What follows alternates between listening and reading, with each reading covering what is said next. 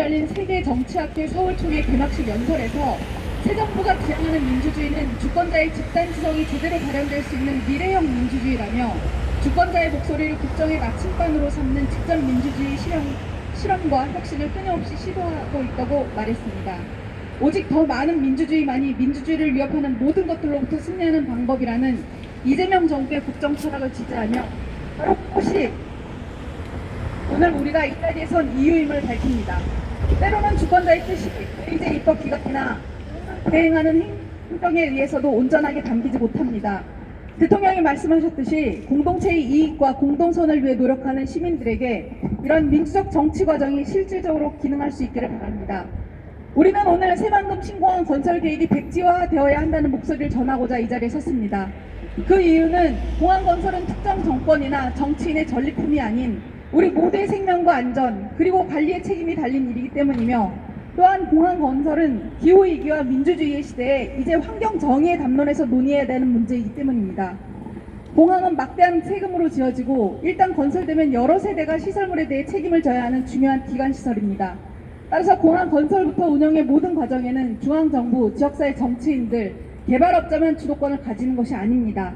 보다 중요한 것은 지금까지 주목받지 못했던 사람들, 즉 공항을 이용하는 소비자와 공항 유지 책임을 떠안게 될 지역사회, 공항 건설로 인해 주거지와 생계의 터전을 상실하고 쫓겨나는 지역 주민들, 그리고 공항 시설에서 일하게 되는 조종사를 위시한 항공산업 노동자들의 관점입니다. 그동안 공항 건설 같은 대규모 국책사업은 시민과 노동자들의 목소리를 제대로 반영하지 않았습니다. 하지만 국가의 의무가 사람들의 삶을 더 나아지게 돌보는 것이라면 불평등한 피해를 방치하고 국민의 안전과 생명에 대한 보호가 확보되지 않은 위험한 정책사업을 해서는 안 됩니다. 이미 국내 공항 15개 가운데 11개 공항의 운영 적자가 심합니다. 심지어 무안, 양양, 울산 공항은 10년째 100억 원의 손실을 보고 있습니다. 지방공항 건설이 지역 이기주의와 정부와 지자체장의 잘못된 정치적 선동으로 계속 이어질 경우 국가와 지방정부의 청락적 부채는 세대를 거듭하며 더욱 심화되고 결국 그 피해는 지역사회로 전가될 것입니다. 그럼에도 국내 공항 건설의 근거가 되는 연구요약 보고서들은 부풀려진 수요 예측과 지역경제 파급 효과를 내놓고 정치공학적으로 접근하는 해로운 정치인들이 흔드는 파괴적인 무기가 되고 있습니다. 게다가 베테랑 조종사들은 한결같이 안전성과 경제성 측면에서 더 이상 국내 공항 건설은 바람직하지 않다고 말하고 있습니다. 특히 새만금 신공항은 무한공항보다 더 심각할 것으로 예상되는 조류 충돌 위험 문제를 가지고 있습니다. 이런 상황에서 어떻게 우리 시민들과 항공산업 종사자들이 공항 건설 계획을 지지할 수 있겠습니까? 새만금 신공항 예정 부지가 있는 새만금 관척지 일대는 1991년 노태우 정권이 세계 최대 관척지 사업으로 내세웠던 곳입니다. 민주적 정당성이 없던 권위주의적 정부는 대규모 환경 개발이 초래할 수 있는 문제들을 세심하게 살피지 않은 채 강행하였고 이의를 제기하는 사람들을 국가 권력의 힘으로 제압하고 개발 사업을 지역 정부와 지역 사회를 순치시키는 도구로 활용했습니다. 그러는 사이 세상은 달라졌습니다. 수도권과 비수도권의 사회 경제적 비대칭과 격차는 커졌고 자본주의적 세계 질서의 압력과 지정학적 조건이 급변하고 있으며 이에 대응하는 시민사회 운동과 시민 언론이 성장하였습니다. 무엇보다도 낙후된 지역 개발을 빌미로 인간뿐만 아니라 비인간 자연환경을 불가역적으로 파괴하면서까지 이루어지는 국가 주도의 개발 사업에 일방적으로 종속되지 않겠다는 당사자들의 목소리가 더욱 커졌습니다. 또한 시민들은 정치적 민주화를 이룬 한국사회에서 발생했던 수차례의 대형 사회적 참사와 그에 대한 정부의 대응 과정을 지켜보면서 과학주의와 전문가 중심의 기술 관료적 패러다임이 오만의 기술이자 심각한 민주적 결손을 초래하는 것을 보았습니다. 그보다는 전문가와 시민들이 개방적으로 소통하면서 집단적 시민 지식을 통해 해결책을 찾아가는 민주적 지식 정치가 사회적 난제를 풀고 사람들의 더 나은 삶을 도모할 수 있는 길이라는 것도 경험했습니다.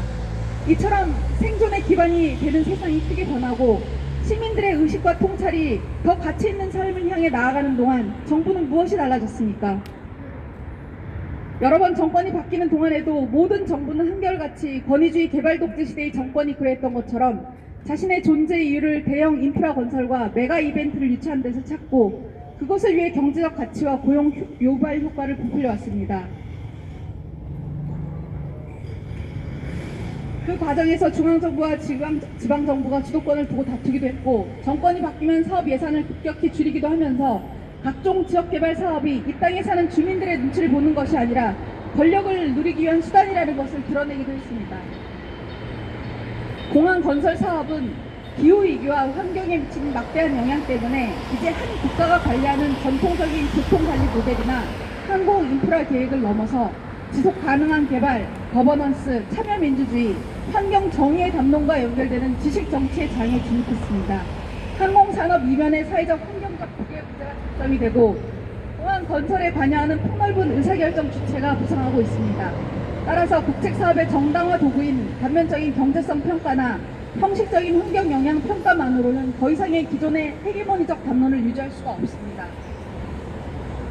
대안적이고 현장적인 지식들로 공항 건설의 정당성과 안전성을 검증받아야 합니다.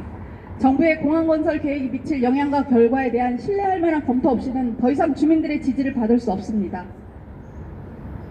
2024년 12월 제주항공 무안공항 참사 이후 항공 안전을 위한 여러 혁신 대책이 나오고 있습니다. 문제가 되고 있는 조류 충돌 예방 대책으로는 사전 탐지와 모니터링을 위해 레이더와 드론, AI 음향 분석 등 각종 장비를 활용하는 기술적 개인 모델이 나오고 있습니다. 하지만 지금의 기후위기와 환경 생태 위기에서 보듯이 자연환경을 인간의 기술과 지식으로 통제할 수 있다는 생각만큼 무모한 일은 없습니다. 정부는 새만금 신공항 건설 예정 부지를 오가는 수많은 해상 조류들의 활동, 가덕도 신공항 건설 예정 부지의 해무와 태풍 등의 기상 현상 등에 대해서 얼마나 알고 있고 어떻게 대응할 수 있는지 시민들이 납득할 수 있는 방안을 내놓지 못하고 있습니다.